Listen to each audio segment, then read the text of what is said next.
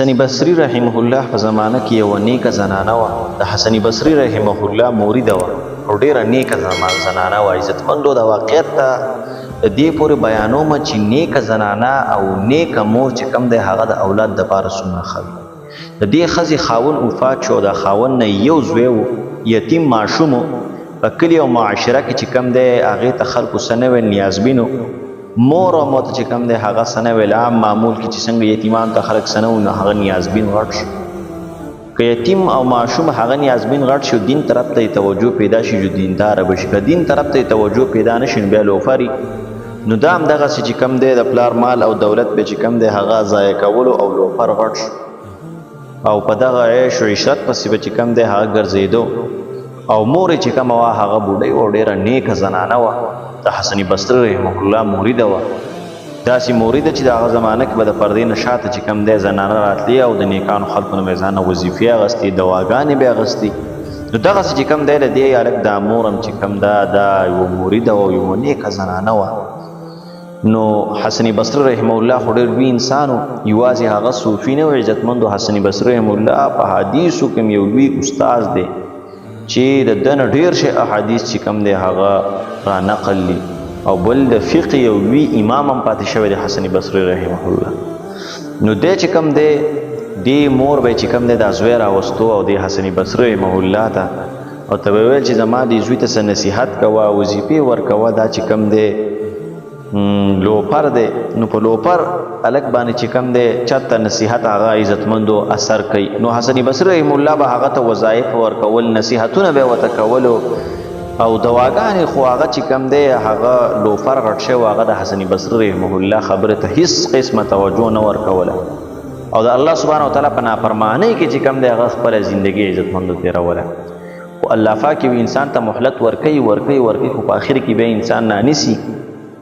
نو الله پاک چې کوم دی دی راونیو، او دی چې کله راونیو نو دی په لاعلاج بیمارۍ کې اخته شو. په داسې بیمارۍ کې چې د وخت طبیبانو ورته وویل چې ستا دا بچی په یوه داسې بیمارۍ کې اموخته شوی دی چې د ده علاج نه کېږي، بس دی به مري. که هر څومره وخت په دنیا باندې وي، د هغې نه پس به چې کوم دی دی مري. دا په یو داسې بیمارۍ باندې مبتلا دی. مور یې چې کوم دی ډېره زیاته پریشانه وه، هغه نیکه زنانه وه. د بچي د آخرت غم ورسره ورسه و چې زما د بچي آخرت چې کوم دی هغه تباه دی، ځکه چې ټول عمر یې د الله سبحانه وتعالی نافرمانیانې کړي دي. نو مور یې ورته وویل بچی، ډاکټران وایي چې ته په یوه داسې بیمارۍ باندې اخته یې چې ته به مرې، د مرګ نه بغیر ستا بله لار نشته دی، خو اخره وخت دی او توبه وباسه الله سبحانه وتعالی چې الله تعالی د آخرت ښایسته کړي او ګناهونه دی الله معاف کړي. هغه ورته ویل مورې زه ډېر زیات ګناهګار یم او ما ډېر غټ ګناهونه کړي دي، او الله پاک به ما به د یو څو منټه کې یا معاف کړي یا به مې معاف نه کړي. خو که ته وایې چې توبه وباسه او ګناهونه پرېږده، نو په یو شرط باندې توبه وباسمه، او هغه دا چې ما له به حسن بصري رحمه الله راولي، ځکه چې هغه ما ډېر خفه کړی دی، ډېر مې چې کوم دی هغه دردولی دی، د هغه وخت مې ضایع کړی دی. که راله هغه راولي تو بس توبه وباسمه. مور خو موري، مور ورته وویل زه سمه ده. بولقی راواغسته، په حسن بصري رحمه الله پسې راغله او حسن بصري ته یې وویل چې زما هغه زوی په ډېره زیاته سخته بیمارۍ کې مبتلا شوی دی او لا علاج بیماري د ډاکټرانو ورته ویل چې ته به مرې، او ورته مې وویل چې د دې ګناهونو نه توبه وباسه. او ډېرو عمر مې ورته نصیحتونه کړي او خبره یې نه منله. نن پې چې کوم دی نصیحت څه نه څه اثر کړی دی، خو شرط یې دا ښودی دی چې حسن بصري به راله راولي، ځکه چې هغه ما ډېر خفه کړی دی. که هغه راله راولي نو توبه وباسمه. حسن بصري رحمه الله ورته ډېر زیات غوسه شو، ویل ځه ستا بچي دی چې کوم دی زه نه درځم، ستا بچي زما وخت ضایع کړی دی، ما ورته نصیحتونه کړي، نصیحتونه یې نه منلو، په هغه باندې هېڅ یو قسمه خبره اثر نه کوي. زما وختونه نور مه ضایع کوه، زه خپل بچی دی چې کوم دی چې وسوسه کوي هغه وسه کوه. او حسن بصري ورته ویل چې وفات شوم چې په ما پسې رام نشي چې جنازه پرې وکړه، جنازې یې هم نه درځم ځه. مور یې چې کومه وه هغه ډېره زیاته خفه شوه، واپس شوه او چې کوم دی ژړلې او سخت یې ژړله، او بچي ته یې وویل چې بچیه داسې زندګي دې تېره کړله چې نیکان خلک چې کوم دی هغه ستا د جنازې نه چې کوم دی هغه انکار کوي، او حسن بصري چې کوم دی هغه تا دومره خفه کړی دی،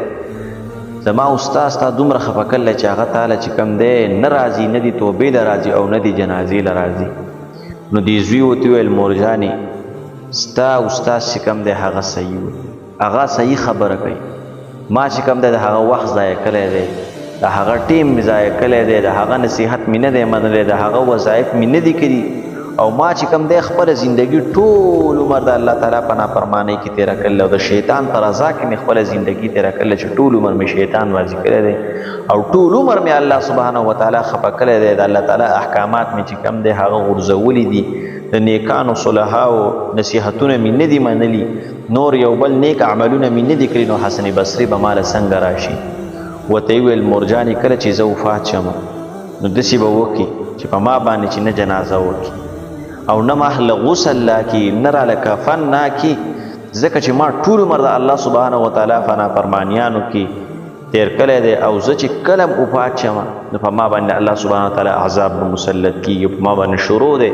ځکه چې ما چاته نیک عمل نه دی کلی خپل رب مې نه دی راضي کلی د خپل رب رضا مې نه ده حاصله کړې نو مور ما چې کوم دی نه راله غسل لاکي نه راله کفن ناکي او نه را باندې جنازه وکړي او بیا یې ورته ویل مورجانې ما چې نه د مسلمانانو په مقبره کې ښخ ځکه چې ته ما د مسلمانانو په مقبره کې ښخ کړي زه به چې کوم دی د خپل عذاب د وجې نه چغې سورې وم زما به نور مسلمانانو ته تکلیف وي نورو قبرونو والا ته به زما نه تکلیف وي ځکه چې په ما به د ښخېدو سره عذاب شروع کېږي نو چې ما ښخ نه کړي خو دومره به وکړي چې زه کله وفات شم نو زما د وجود چې کوم دی د بیمارۍ د وجې نه ډېر کمزوری شوی دی او وجود مې کم شوی دی نو داسې به وکړي تا خپل لوپټه به دې راوالي او زما به د خپې به پرې وتړي او ما به چې کوم دی راوالي چاته یو نیر سطح به مې واچي او بس بیخي چې ستا د سترګو نه پناه شم او مکمل ختم شم دا به ماله ښه وي د دې په ځای چې ته ما ښخ کړي ما مه ښخوه مه راله کفن نه کوه مه را باندې جنازه کوه نو په دې خبرو کې چې کوم دی وفات شو چې وفات شو نو مور چې کوم دی ډېر زیات ژړل او ډېره زیاته سخته پریشانه وه چې بچی خو مې لاړ او د عذابونو مخامخ شو بدې چې کوم د دروازه وټکې د مورې ورلې ویل څوک یې ویل حسن بصري یم ویل وس رالي چې زما بچی بغیر د توبې نه هغه د دنیا نه لاړو او هغه ګناهګار د دنیا نه لاړو او د خپل رب رضا یې حاصله نه کړه به د قیامت کې ته همیشه چې کوم دی هغه په اور کې پروت وي ګناهګار دی همیشه لپاره به چې کوم دی هغه په اور کې سوځي او په قبر کې به ورته اوس عذاب وي د اوسه پورې ول نه راتلی یو 10 منټه مخکې نه شوې راته چې زما بچي هغه توبه ایستي وي هغه ستا د دیدن ارماني چې کوم دی هغه د دنیا نه لاړه وفات شو ته وستالي او زما بچی چې کوم دی هغه ګناهګار او بغیر د توبې نه زما بچی ده حسن بصري رحمه الله ورته وویل چې ستا بچی چې کوم دی هغه الله سبحانه وتعالی معاف هغه توبه چې کوم دی هغه قبول شوې ده او زه ول راغلی یم د دې دپاره چې زه ورله غسل ورکم د دې دپاره چې زه ورله کفن ورکم د دې دپاره چې زه پې جنازه وکم د دې دپاره زه راغلی یم ستا بچی هغه معاف شوی دی چې کله زما خواله رالي